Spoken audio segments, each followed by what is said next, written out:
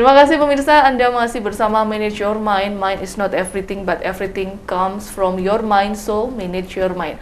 Tema kita kali ini adalah pelestarian warisan budaya dan tradisi dalam Hindu, dan saya masih ditemani dengan Pak Sutomo. Baik, Pak Sutomo, kita lanjut kembali, Pak. Kemudian apa saja kewajiban-kewajiban yang harus dilakukan oleh umat Hindu ini dalam rangka menjaga tradisi, Pak?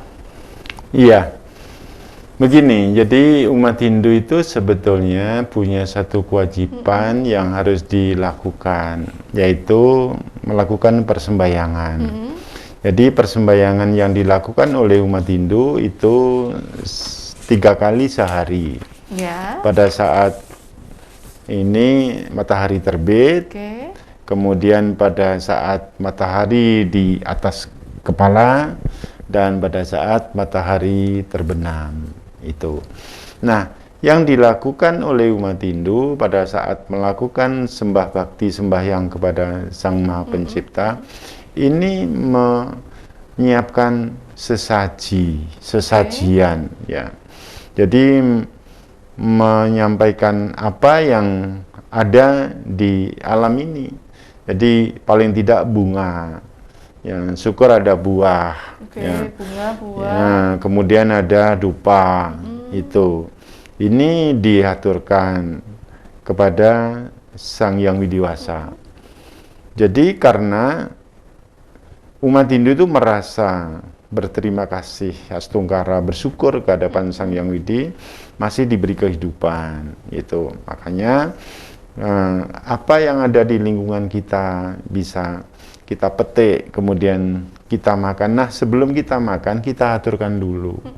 Ya, kita matur ke Sang Yang Widi. Sang Yang Widi, kula matur nuwun, ten ngarsa paduka dipun paringi kehidupan, dipun paringi kesehatan, dipun paringi kula saged dahar gitu. Akhirnya itu diaturkan dulu, kemudian baru kita prasadam, kita lungsur gitu.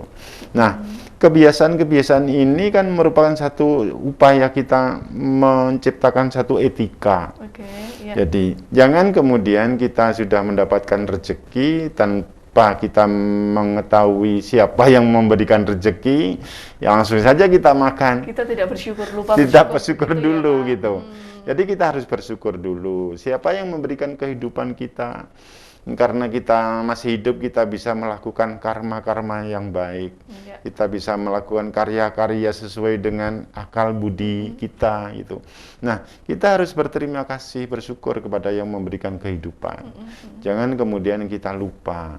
Nah, ini yang pertama. Kemudian yang kedua, tentunya kita pada saat siang hari. Siang hari itu pada saat kita sibuk bekerja, ya, sibuk hiruk pikuk dengan kehidupan seperti itu. Kita ya harus istirahat sejenak untuk meredam ini otak kita supaya sudah seharian dipakai untuk bekerja gitu, Pak, ya. Meredam otak kita bisa hening sejenak, membakar dupa, mengambil bunga, aturan bakti kepada Sang Maha Pencipta juga seperti itu intinya. Dan yang ketiga adalah pada saat matahari terbenam. Matahari terbenam itu kan akhirnya menjadi gelap, ya. Nah, dalam situasi yang gelap ini berilah kecerahan dalam batin kita. Nah, dan nanti kami kan akan bisa tidur dengan tenang, dan tidur kami mohon diberi keselamatan. Kalau tidak, kalau toh kami nanti pada saat tidur kami dipanggil oleh Yang Widi, kami sudah melakukan komunikasi. Jadi jangan sampai kami pada saat tidur kita terus mati, terus belum ada komunikasi. Gitu Pak ya. Jadi bahan introspeksi diri juga ya, di jadi malam hari begitu. Di malam hari kita sebelum tidur itu kita berdoa dulu, gitu, sembahyang dulu begitu. Jadi ini yang dilakukan supaya umat Hindu itu selalu ingat kepada Sang Yang Widi sebagai Sang Maha Pencipta gitu. Nah, ini yang dilakukan bagian-bagian yang penting sembahyang. Di samping itu juga umat Hindu itu punya kewajiban untuk melakukan apa ini punya ya. Apa itu, Pak? Punya itu memberikan sebagian rezeki kita kepada orang yang Oke. membutuhkan itu. Ya. Dalam bentuk biasanya? Dalam bentuk ya ada yang berupa uang, ada yang berupa natural gitu. Oh. Jadi diberikan dengan ketulusan ya. Jadi seperti yang ini saat ini kan orang masyarakat di daerah Malang Selatan kan ada yang kena bencana. Betul, gempa Ya, kena kemarin ya, gempa Pak. itu ini ya kita memberikan satu himbauan kepada umat kita. Ayo kita berpunia untuk meringankan beban kepada bagian dari warga kita. Jangan memandang itu agamanya apa gitu. Jadi walaupun bukan Hindu ya kita berikan ya apa yang bisa kita supaya meringankan beban yang mereka rasakan pada saat ini. Oke, Ini itu masih berjalan Pak ya sampai Iya, sekarang ya? masih. Gitu ya. Tetap kita menggalang punia itu masih. Punia, namanya Iya, punia. iya. Oke, baik. Tentunya memang kalau berbicara berbagi kepada sesama, ini betul sekali Pak, saya setuju kalau tanpa harus memandang Iya. status begitu Pak ya. Iya, Karena kita iya. semua sama, Iya. diciptakan sebagai manusia yang sama, Sama, begitu Pak ya. iya. Jangan memandang bajunya apa. Oke, gitu. baik ya. Oke, Iya. kemudian Pak, di Hindu juga ada yang namanya tradisi sedekah bumi, sama-sama Iya. memberikan hasil-hasil alam ini Iya. untuk dipersembahkan. Nah, itu sebenarnya fungsi dan tujuannya untuk apa, Pak? Iya. Begini, jadi Hindu itu sangat kental dengan upacara itu. Jadi kalau di Hindu itu minimal itu 1 tahun sekali dilakukan upacara yang namanya ngaturan sedekah bumi itu seperti bersih desa, gitu ya.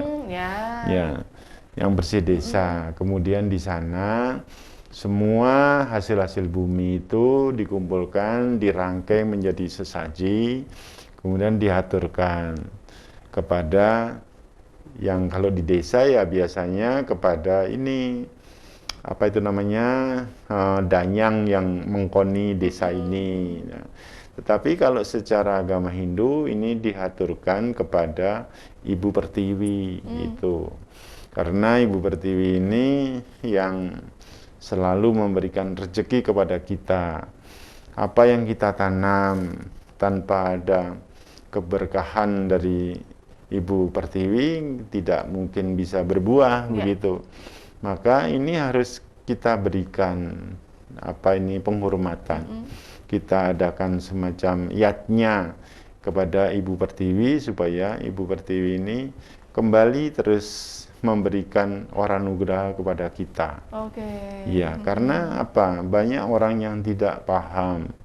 Ya, Ibu Pertiwi, Ibu Bumi ini yang luar biasa menurut Hindu. Karena apa? Terus diinjak-injak setiap hari. Ya. Bahasa kasarnya dikencingi, diludahi, betul. ya.